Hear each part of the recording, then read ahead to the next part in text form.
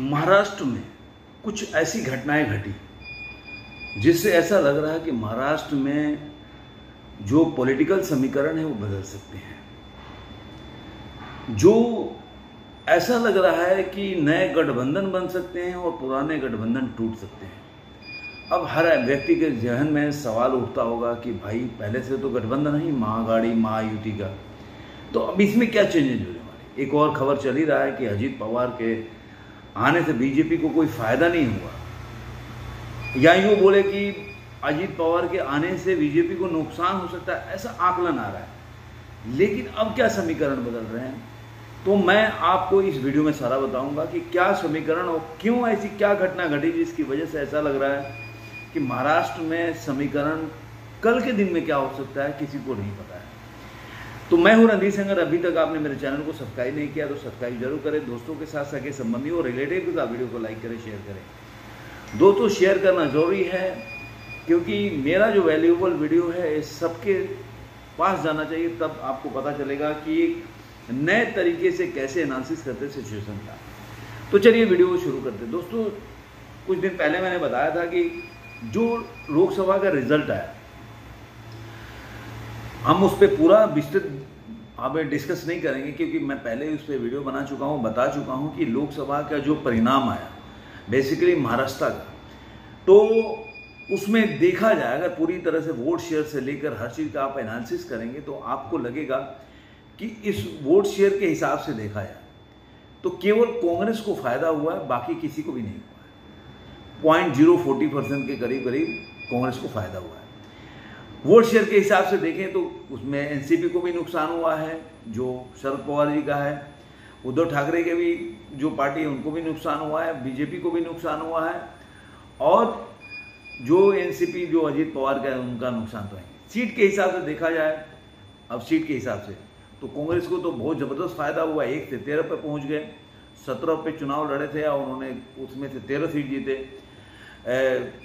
10 seat पे चुनाव लड़े शरद पवार और वो 8 सीटों पे जीत गए। लेकिन अगर वोट शेयर और सीटों के अनुपात का तुलना करें तो दोनों में उद्धव ठाकरे के जो शिवसेना है उनको डेंट पड़ा है। जो पहले वोट प्रतिशत उनका 23% के आसपास था, आज घट के 16 के आसपास लटक गया। तो वोट शेयर के हिसाब से देखा जाए तो उनको करीब 7 से 8% का उनको लोग उनको वोट शेयर में बोल सकते परसेंटेज में नुकसान हुआ। सीटों में देख सकते हैं 21 सीटों पर लड़े और सिर्फ 9 सीट पे उनको जीत हासिल हुई। जो पहले 17 सीट उनके हाथ में थी, आज 9 सीट से उनको उनको देखा जाए सीट के हिसाब से तो करीब आपको 8 सीटों का नुकसान है। ऐसे ही बीजेपी को देखेंगे तो ऐसे ही उनको भी नुकसान है।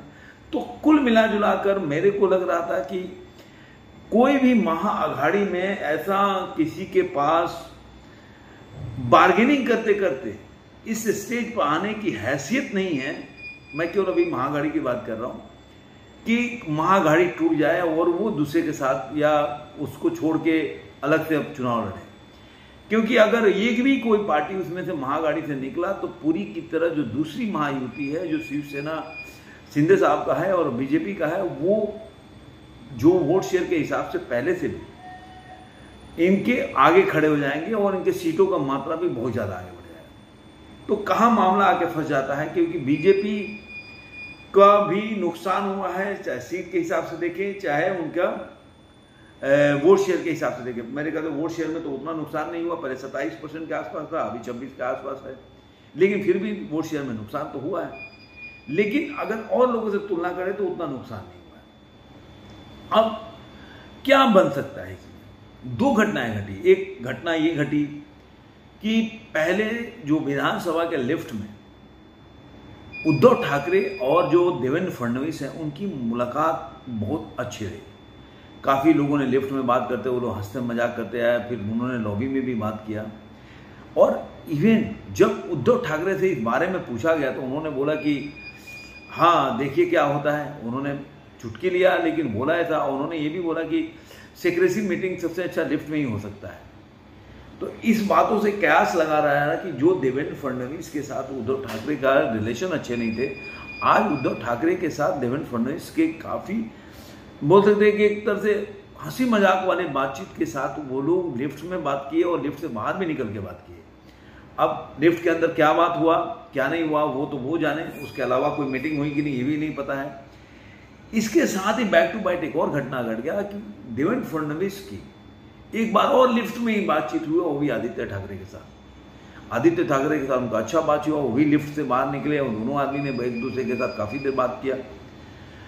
तो ये दो घटनाएं ऐसे बताते हैं जिस पार्टी के अंदर, जिस पार्टी के जो मेन लीडर हैं महाराष्ट्र के अंदर, चाहे उद्धव ठाकरे हो, आदित्य ठाकरे या देवेंद्र फडणवीस हो, उनके बीच में बातचीत नहीं होती और दोनों लोग एक दूसरे को फोन नहीं कर रहे थे। आज के टाइम में अगर बात हो रहा है और काफी अच्छे माहौल में वो लोग एक दूसरे को मिले विधानसभा में, ये बहुत बड़ा बात है। अब ये मतलब न्यूज से लेकर सोशल मीडिया तक चलने लगा, ये कुछ ना कुछ खिचड़ी पक रहा है। अब इसका ये भी कारण हो सकता है कि वो चूंकि आज कांग्रेस जीत के 1 से 13 पर आ गई है और एनसीपी जो है 8 सीटें जीत चुकी है, और उसके हिसाब से देखा जाए अगर वोट शेयर और जीत के हिसाब से तो कहीं ना कहीं उद्धव ठाकरे तीसरे नंबर पे आते हैं।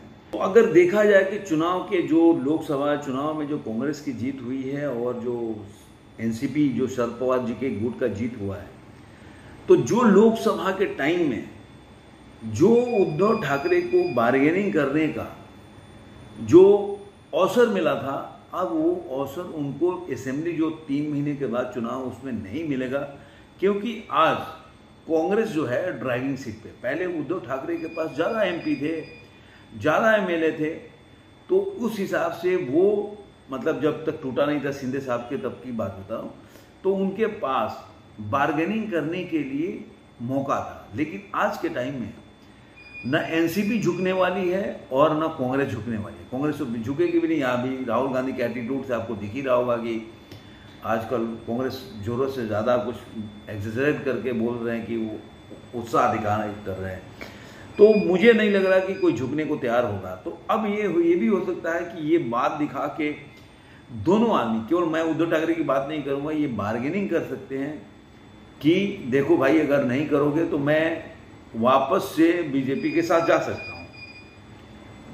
तो ये पावर प्ले गेम होता है या प्रेशर टैक्टिक्स होता है, ये भी हो सकता है, या सही में ये भी हो सकता है। हम तो आकलन ही कर सकते हैं, बाकी तो क्या चल रहा है वही दो नेता जानते होंगे। हम तो इन संभावनाओं को टटोल सकते हैं और जान सकते हैं कि क्या हो सकता है।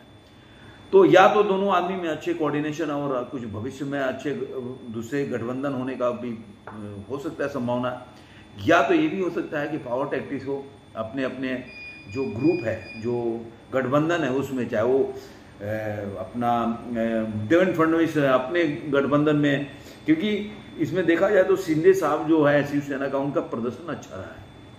12.5% पहली बार वो चुनाव लड़े और उनका वोट आया, और दूसरा 15 में से 7 सीट जीत गए। तो ये भी एक अच्छा प्रदर्शन पहली बार लड़ने में। तो किस तरह से प्रेशर टैक्टिक्स करके वो चुनाव में सबसे ज़्यादा सीट लेके लड़ सकते हैं, इसका भी हो सकता है। लेकिन जो भी होने वाला हो, ये चीज़ें 1-2 महीने में आपको धीरे धीरे सामने आने लगेगा कि आखिर इस मीटिंग का, या ये बोल सकते हैं कि रैंडम मीटिंग का या एक्सीडेंटल मीटिंग का क्या प्रभाव पड़ेगा या क्या इसका रिजल्ट निकल के आएगा, ये देखने वाली बात है। आपको ये वीडियो कैसा लगा जरूर कमेंट बॉक्स में बताइएगा। फिर मिलेंगे ऐसे ही किसी वीडियो में, तब तक के लिए धन्यवाद।